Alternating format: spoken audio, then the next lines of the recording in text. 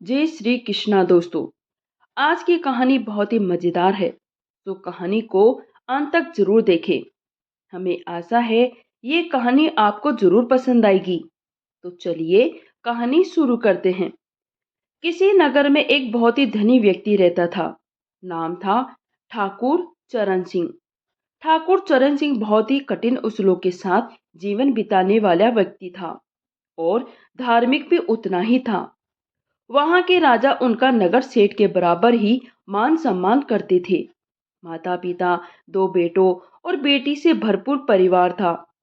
समय का क्या है, ये तो सरकता ही जाता है। माता पिता रहे नहीं, बच्चे भी बड़े हो गए, बेटी की शादी भी हो गई थी। सदा भाग्य एक जैसा तो रहता नहीं है। सो कुछ दिन बाद ही उनकी पत्नी भी स्वर्गवासी हो गई। लोगों के समझाने पर उन्होंने दूसरा विवाह कर लिया, किंतु भाग्य में सुख नहीं था। उनकी दूसरी पत्नी, जिसका नाम मेनका था, वह बहुत ही झगड़ालू स्वभाव की और चरित्रहीन स्त्री थी। और तो और वह तो एक इच्छाधारी नाग के प्रेम जाल में फंसी हुई थी। कुछ दिन तो इसी तरह कट गए। फिर एक दिन वह नाग ठाकुर चरण सिंह के घर तक आ गया। कुछ दिन तो ये सब चोरी छिपे चलता रहा, पर अब इन दोनों का मन चाहने लगा कि इस पूरे ऐश्वर्य पर अपना ही राज हो जाए। ठाकुर की सारी जमीन जायदाद सब हमारे कब्जे में हो जाए। कितनी ही बार नाग ने ठाकुर को डसने की कोशिश की, किंतु प्रभु की कृपा से वह बच जाते थे। एक बार की बात है, ठाकुर चरण सिंह नगर के से बाहर गए हुए थे, तो नाग और ठाकुर की पत्नी पूरे घर को अपना ही समझ बैठे और अब तो खुलकर ही उस घर में रहने लगे थे। घर के नौकरों को काम से छुट्टी दे दी गई और ठाकुर साहब के बेटों को नगर से बाहर मामा के यहाँ भेज दिया गया। अब दोनों बड़े मजे से उस घर में रह रहे थे।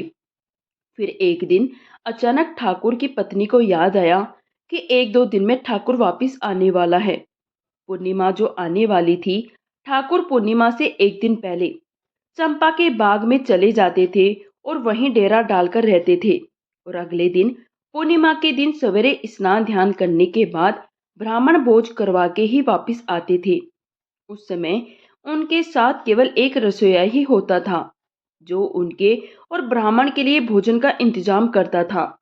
अब तो नाग और ठाकुर की पत्नी ने एक योजना बनाई कि सवेरे सवेरे जब ठाकुर स्नान करने के लिए नदी पर जाएगा, तो वह अपने वस्त्र उतारकर नदी के किनारे रख देगा। तभी नाग उनके कपड़े में छिप जाएगा और अवसर पाकर उन्हें डस लेगा। ये योजना बनाकर ठाकुर के आने से पहले ही नाग उनके घर से चला गया। इधर ठाकुर तो हमेशा की तरह पूर्णिमा वाले दिन स्नान करने के लिए जैसे ही नदी पर गए, नाग उनके कपड़ों में छुपकर बैठ गया और अवसर देखने लगा कि जब ठाकुर आएगा और कपड़े पहनेगा तो मैं उसे डस लूंगा। किंतु इस नाग का दुर्भाग्य कहे या ठाकुर साहब का सौभाग्य, ठाकुर साहब ने जैसे ही अपनी धोती उठाकर अपनी आदत के वश उसे फटकारा, जोर से झटका दिया, तो नाग फट से जमीन पर गिर पड़ा।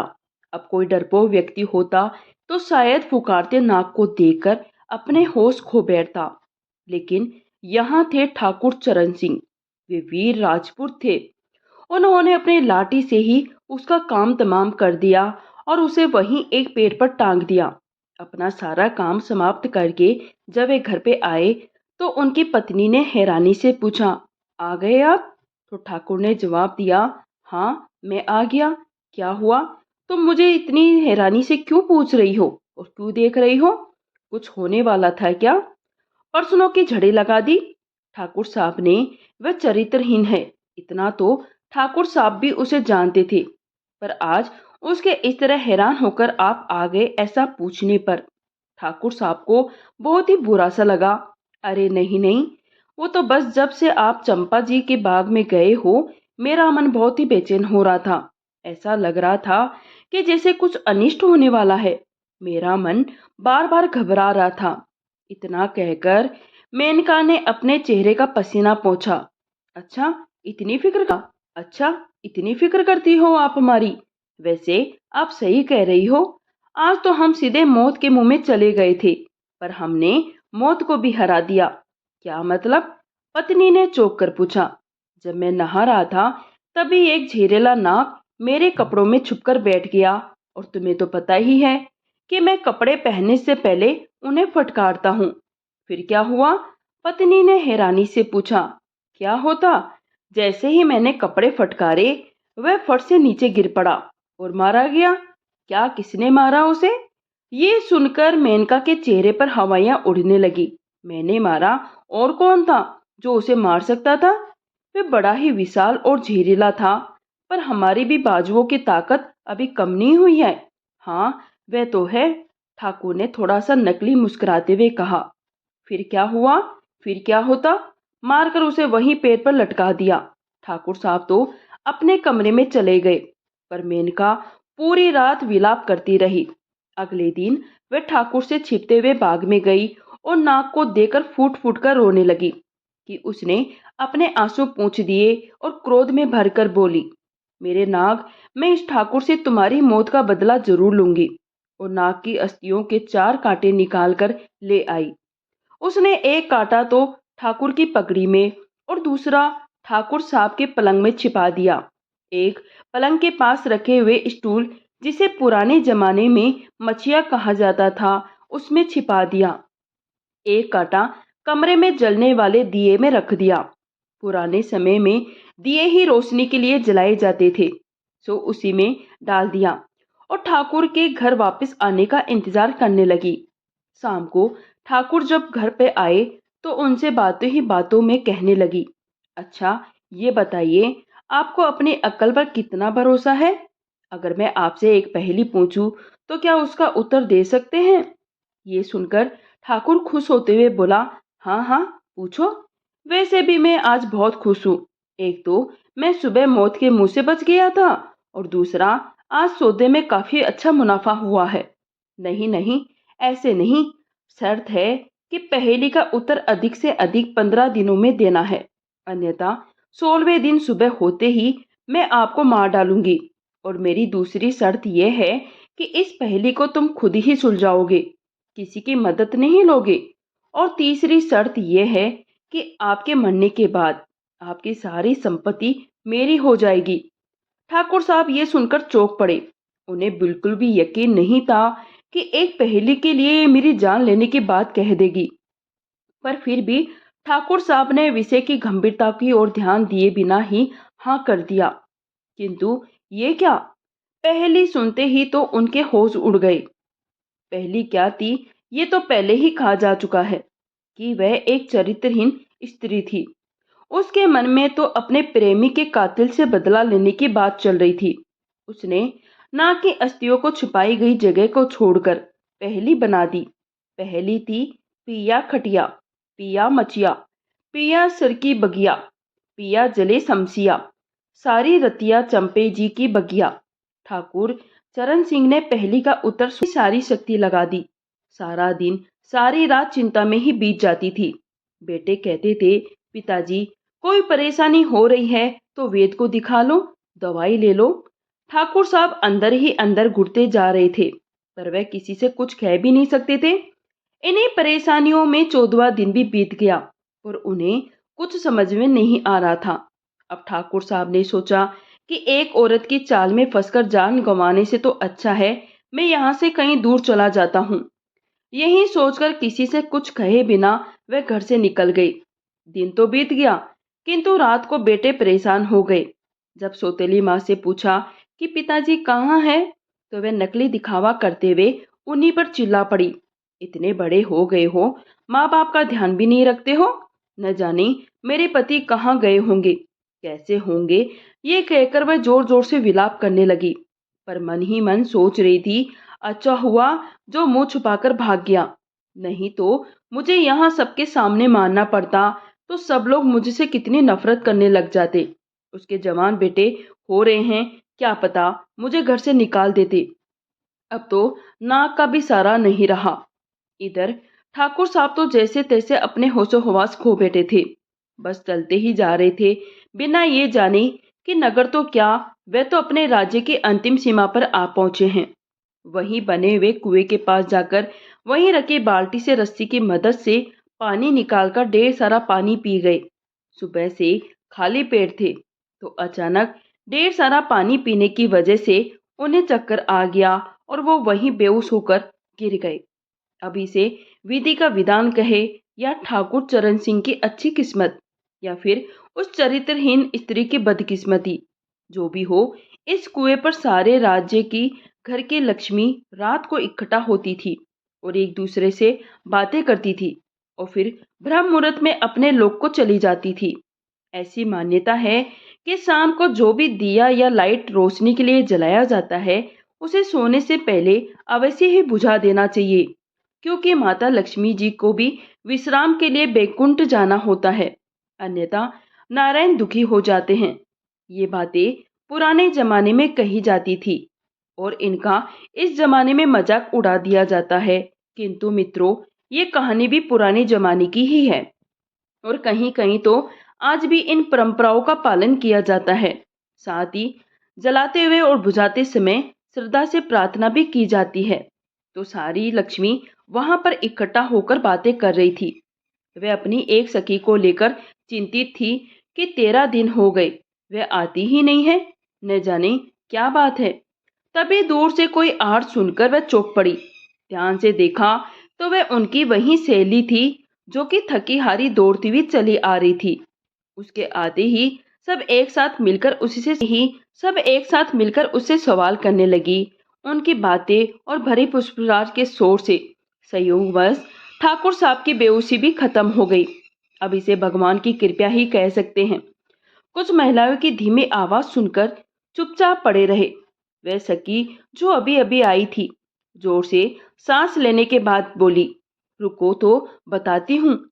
फिर उसने बताना शुरू किया, तुम सब तो जानते ही हो कि मैं ठाकुर चरण सिंह के घर की लक्ष्मी हूँ और उनकी वजह से कभी मुझे आने में देर भी नहीं होती थी। न आने की बात को छोड़ ही दो।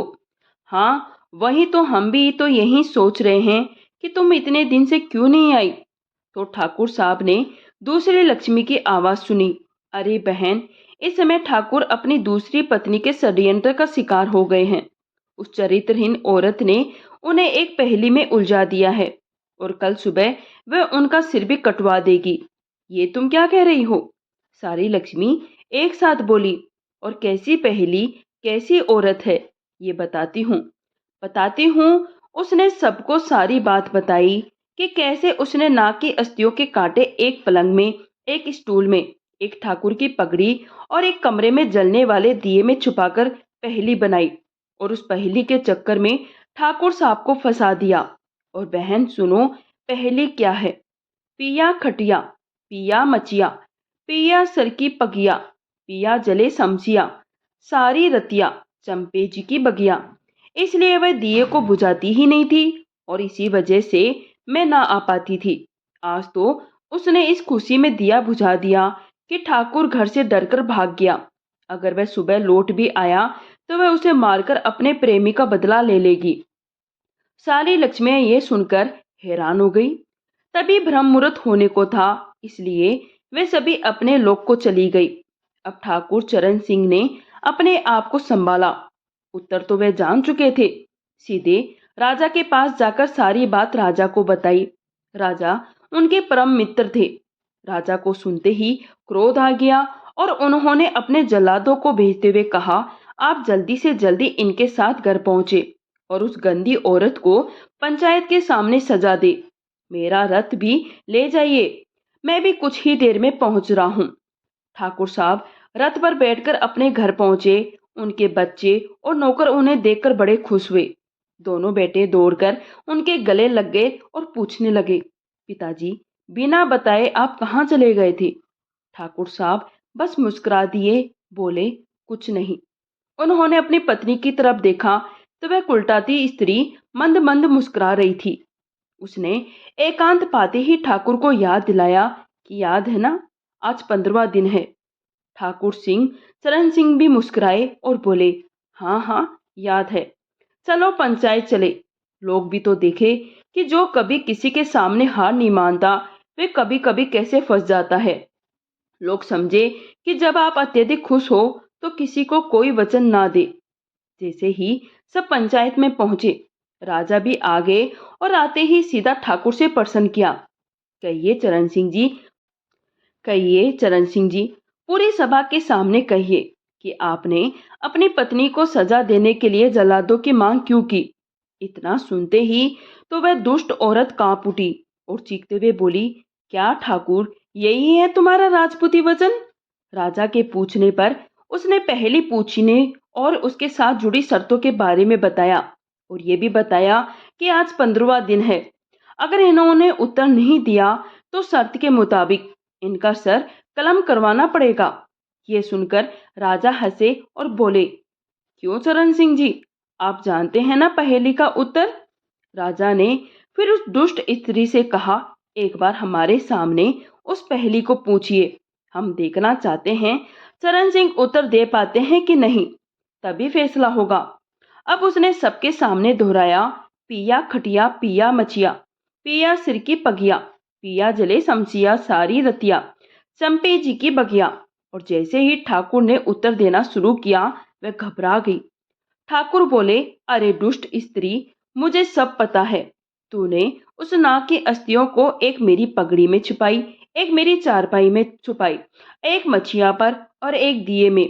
उन्हीं सबको मिलाकर तूने ये पहेली बनाई मुझे मारने के लिए। ये सुनते ही तो वह भड़क उठी और एक सैनिक की तलवार खींचकर चरण सिंह को मारने के लिए दौड़ी। लेकिन तभी राजा ने जल्लादों को इशारा किया कि इस औरत की गर्दन धड़ से उड़ा दो। जल्लाद ने एक ही वार में उसकी गर्दन धड़ से उड़ा दी। उसका अंत वहीं हो गया। सच ही कहा है किसी ने, षड्यंत्र चाहे कितना भी गहरा हो, किसी ना किसी तरह बाहर आ ही जाता है। सो दोस्तों, आज की कहानी हमारी यहीं समाप्त होती है। कहानी कैसी लगी प्लीज कमेंट करके हमें जरूर बताइए। अगर अच्छी लगी हो तो एक लाइक कर दे और चैनल पर पहली बार आए हैं तो प्लीज चैनल को सब्सक्राइब करना ना भूले। बेल आइकन दबा दे जिससे कि आने वाली वीडियोज की नोटिफिकेशन आपको मिलती रहे। सभी श्रोतागण के आनंद भंडार भरे रहे, सब सुखी और स्वस्थ रहे। इसी प्रार्थना के साथ मैं उर्मिला जंगड़ आप सबसे विदा लेती हूँ। राधे राधे, जय श्री कृष्ण।